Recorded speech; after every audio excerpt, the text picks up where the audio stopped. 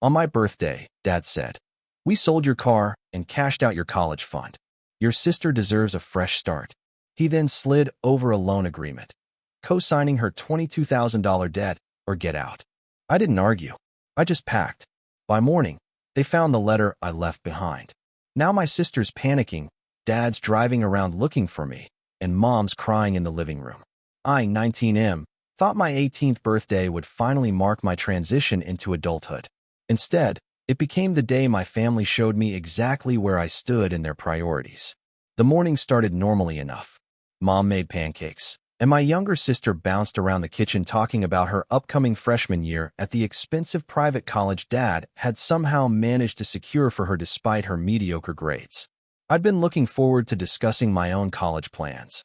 I'd been accepted to the state university with a partial scholarship, and between my college fund and part-time job savings, everything seemed perfectly aligned. Dad waited until after breakfast to drop the bombshell. He asked me to sit down in the living room, and something in his expression made my stomach clench. Mom hovered nearby, wringing her hands, while my sister suddenly found her phone incredibly interesting. Dad explained that my sister had gotten herself into some financial trouble. Apparently, she'd been using credit cards to fund her lifestyle throughout senior year: designer clothes, expensive dinners with friends, a spring break trip to Cancun that I'd assumed Dad had paid for. The debt had ballooned to $22,000, and the minimum payments were beyond what she could manage with her part-time retail job. Then came the second punch. Dad told me they'd sold my car, the reliable Honda Civic I'd been driving since I got my license, the one I'd assumed would come with me to college. The money from the sale, along with my entire college fund, had gone toward paying down my sister's credit card debt. I sat there processing this information, feeling like the ground had shifted beneath me. The college fund had been something my grandparents had started when I was born, contributions made every birthday and Christmas for 18 years. My car represented freedom and independence, my way to get to work and eventually to campus. Dad wasn't finished. He slid a thick stack of papers across the coffee table toward me. It was a loan agreement for the remaining balance of my sister's debt.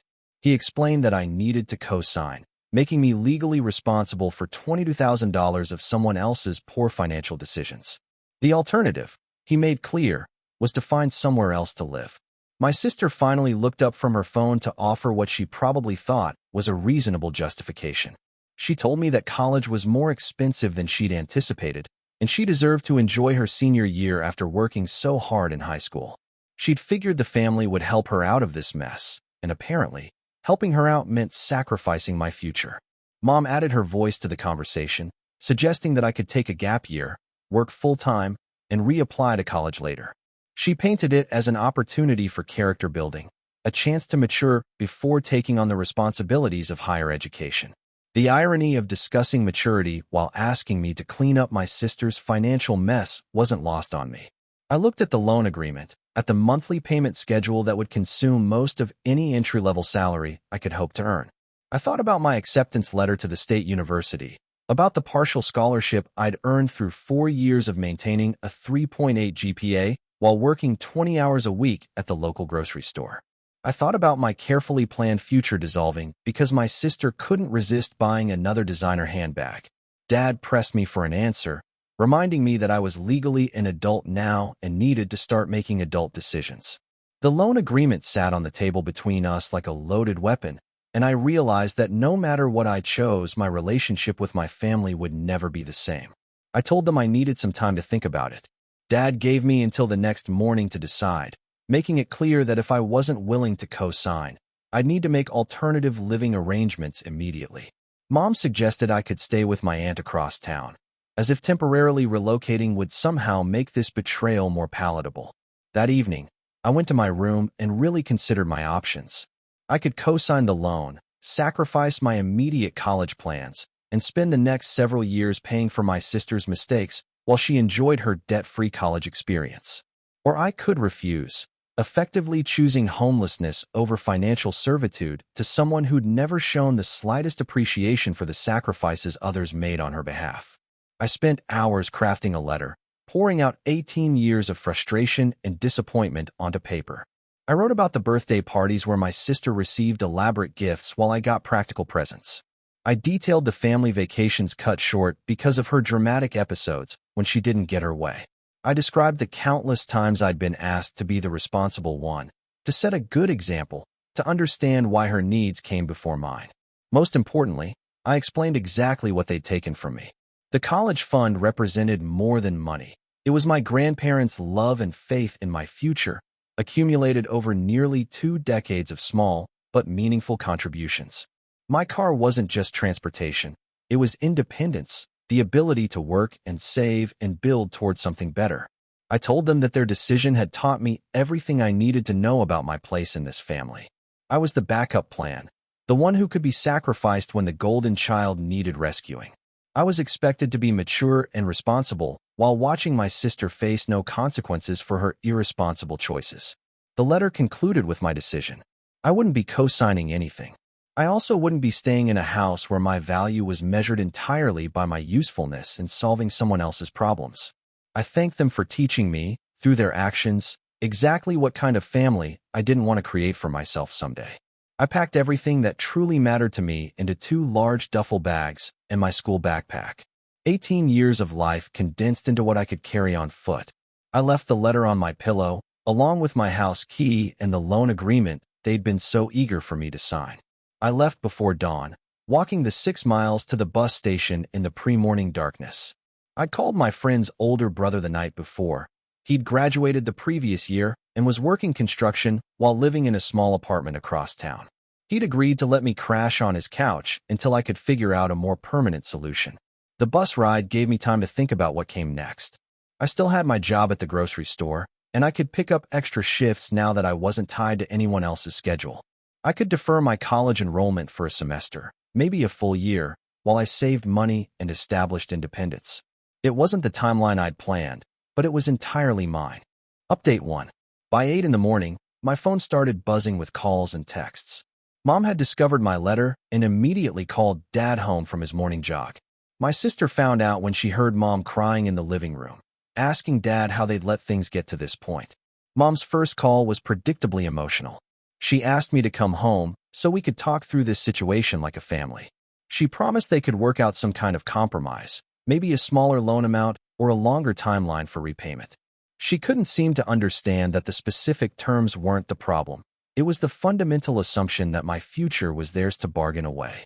Dad's approach was more aggressive. He called twice, leaving voicemails that started with anger and shifted toward what I suppose he thought was reason. He reminded me that family members help each other, that I was being selfish and short-sighted. He suggested that cutting ties over money proved I'd never really understood what family meant in the first place. My sister's text messages were the most revealing. She started with accusations, calling me dramatic and selfish for abandoning the family over something that could be worked out. But as the day progressed, her tone shifted. She began asking where I was, whether I was safe, if I needed anything. The desperation in her messages suggested she was finally realizing that her financial mess might not have a simple solution without my cooperation. I didn't respond to any of them. I'd said everything I needed to say in the letter, and I wasn't interested in negotiations that started from the premise that I owed them my future. Update 2. 3 days after I left, the real consequences of their plans started becoming apparent. Dad had apparently assumed that threatening homelessness would force me to comply, that an 18-year-old wouldn't actually choose uncertainty over family obligation. He'd already made promises to my sister about handling her debt, commitments that now looked impossible to keep. Mom called my work, trying to get information about my whereabouts from my manager. She'd driven to the houses of friends she remembered from high school, asking if they'd seen me or knew where I was staying. The desperation in these actions suggested they were finally understanding that I hadn't just stormed off for dramatic effect. I'd actually left. My sister's situation grew more complicated when the credit card companies started calling about missed payments. Dad had apparently told her the debt would be resolved quickly, so she'd stopped making even minimum payments. Now the interest was compounding, late fees were accumulating, and her credit score was taking additional damage with each passing day. Dad made increasingly frantic attempts to reach me, leaving voicemails that ranged from angry demands that I stop being childish to desperate pleas for me to at least let them know I was alive. He'd apparently spent hours driving around town, checking places he thought I might be staying, asking neighbors if they'd seen me. The grocery store manager mentioned that my family had been calling and stopping by, trying to get information about my schedule. I asked him not to share any details about my employment, explaining that I was dealing with a family situation and needed some space. He agreed, mentioning that my work ethic and reliability had always impressed him anyway. Update 3. A week after leaving, I received a call from my aunt, Mom's sister who lived about 30 minutes away. She explained that Mom had contacted her, crying and asking if she'd heard from me. My aunt had always been the practical one in the family, the one who asked uncomfortable questions when everyone else preferred comfortable lies. She told me that Mom had explained the situation from their perspective, painting my departure as an overreaction to a reasonable request for family support. But my aunt had pressed for details, asking specific questions about the timeline, the amounts involved, and the alternatives they'd considered. The more she learned, the more skeptical she became of their version of events. My aunt asked if I wanted to meet for coffee to talk through the situation. She promised she wasn't trying to mediate or convince me to return home. She just wanted to understand what had really happened and whether there was anything she could do to help.